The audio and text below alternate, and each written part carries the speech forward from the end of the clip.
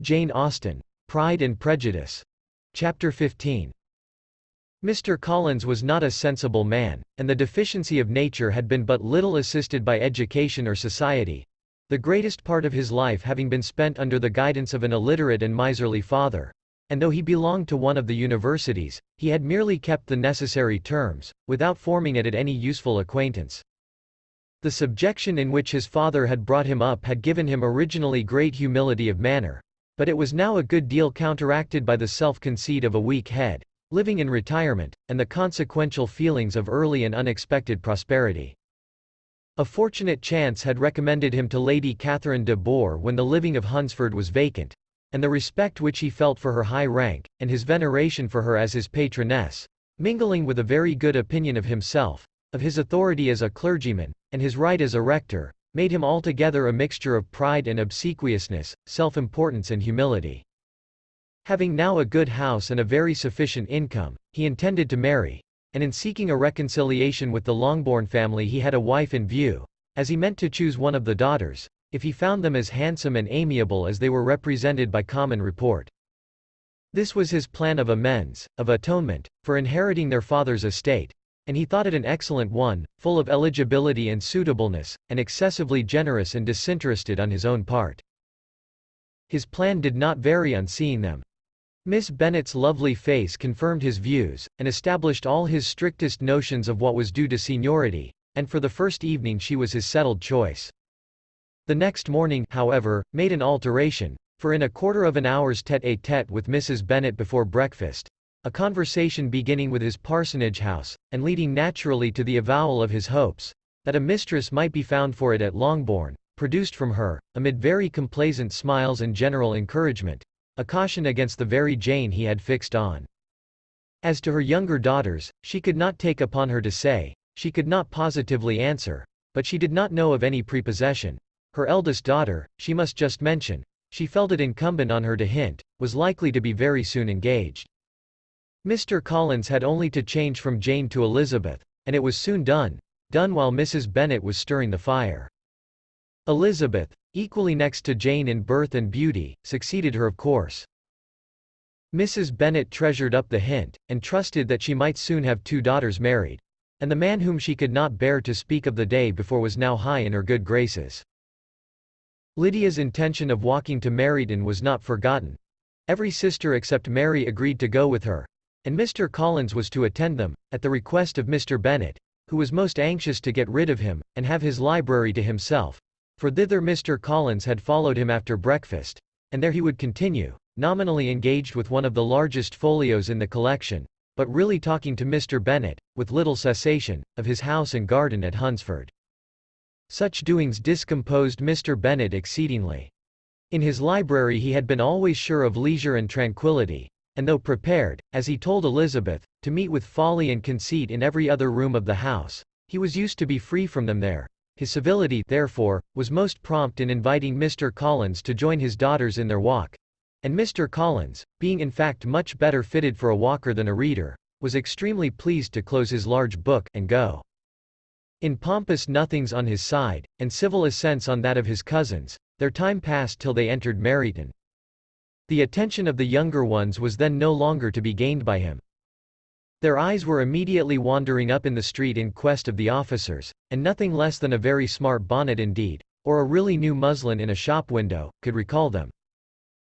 But the attention of every lady was soon caught by a young man, whom they had never seen before, of most gentlemanlike appearance, walking with another officer on the other side of the way. The officer was the very Mr. Denny concerning whose return from London Lydia came to inquire, and he bowed as they passed.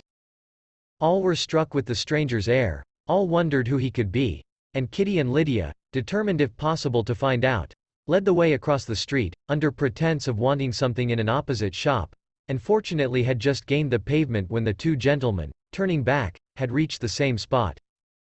Mr. Denny addressed them directly, and entreated permission to introduce his friend, Mr. Wickham, who had returned with him the day before from town, and he was happy to say had accepted a commission in their corps. This was exactly as it should be, for the young man wanted only regimentals to make him completely charming. His appearance was greatly in his favor, He had all the best part of beauty, a fine countenance, a good figure, and very pleasing address. The introduction was followed up on his side by a happy readiness of conversation, a readiness at the same time perfectly correct and unassuming, and the whole party were still standing and talking together very agreeably, when the sound of horses drew their notice, and Darcy and Bingley were seen riding down the street. On distinguishing the ladies of the group, the two gentlemen came directly towards them, and began the usual civilities. Bingley was the principal spokesman, and Miss Bennet the principal object. He was then, he said, on his way to Longbourn on purpose to inquire after her. Mr. Darcy corroborated it with a bow, and was beginning to determine not to fix his eyes on Elizabeth, when they were suddenly arrested by the sight of the stranger, and Elizabeth happening to see the countenance of both as they looked at each other, was all astonishment at the effect of the meeting.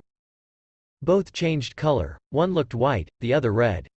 Mr. Wickham, after a few moments, touched his hat, a salutation which Mr. Darcy just deigned to return. What could be the meaning of it? It was impossible to imagine, it was impossible not to long to know. In another minute, Mr. Bingley, but without seeming to have noticed what passed, took leave and rode on with his friend. Mr. Denny and Mr. Wickham walked with the young ladies to the door of Mr. Phillips's house, and then made their bows, in spite of Miss Lydia's pressing entreaties that they should come in, and even in spite of Mrs. Phillips's throwing up the parlour window and loudly seconding the invitation.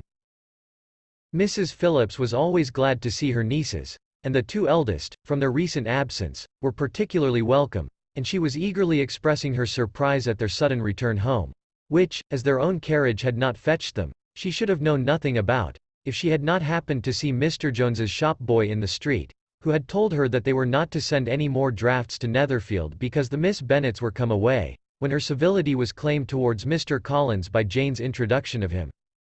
She received him with her very best politeness, which he returned with as much more, apologizing for his intrusion, without any previous acquaintance with her, which he could not help flattering himself, however, might be justified by his relationship to the young ladies who introduced him to her notice.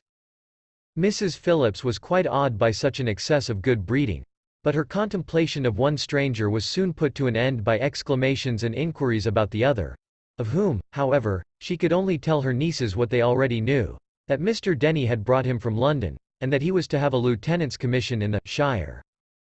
She had been watching him the last hour, she said, as he walked up and down the street, and had Mr. Wickham appeared, Kitty and Lydia would certainly have continued the occupation, but unluckily no one passed windows now except a few of the officers, who, in comparison with the stranger, were become stupid, disagreeable fellows. Some of them were to dine with the Phillipses the next day, and their aunt promised to make her husband call on Mr. Wickham, and give him an invitation also, if the family from Longbourn would come in the evening. This was agreed to, and Mrs. Phillips protested that they would have a nice comfortable noisy game of lottery tickets, and a little bit of hot supper afterwards. The prospect of such delights was very cheering, and they parted in mutual good spirits. Mr. Collins repeated his apologies in quitting the room, and was assured with unwearying civility that they were perfectly needless. As they walked home, Elizabeth related to Jane what she had seen pass between the two gentlemen, but though Jane would have defended either or both, had they appeared to be in the wrong, she could no more explain such behavior than her sister. Mr. Collins on his return highly gratified Mrs. Bennet by admiring Mrs. Phillips's manners and politeness. He protested that, except Lady Catherine and her daughter, he had never seen a more elegant woman, for she had not only received him with the utmost civility, but even pointedly included him in her invitation for the next evening, although utterly unknown to her before. Something, he supposed, might be attributed to his connection with them, but yet he had never met with so much attention in the whole course of his life.